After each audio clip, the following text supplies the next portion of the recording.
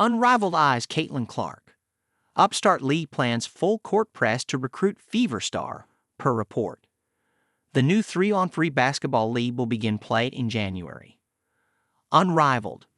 The new 3-on-3 basketball league, spearheaded by Breanna, Stewart, and Napheesa Collier, is planning a full court press to recruit 2024 WNBA Rookie of the Year Caitlin Clark, according to a report from Front Office Sports. The new venture, which was designed to give players an alternative to going overseas during the WNBA offseason, will begin its debut season in January. There will be 30 initial players in the league, all of whom will receive an equity stake.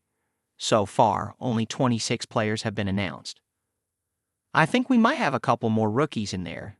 That might be a hint," Collier said about the remaining 4 spots during an interview with Run It Back on Thursday.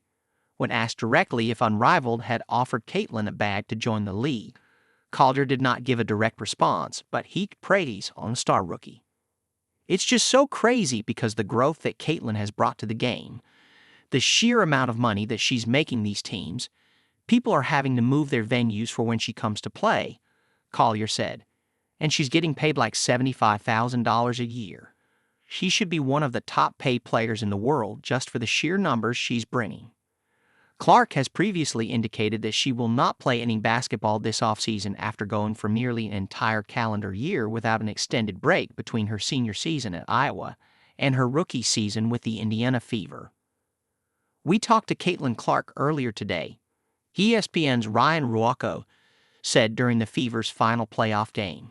She says she almost definitely will not play basketball this offseason, so it is likely we will not see her play again until April. When asked herself following the Fever's elimination in the first round of the playoffs, Clark said she had no concrete plans and joked about turning pro in golf.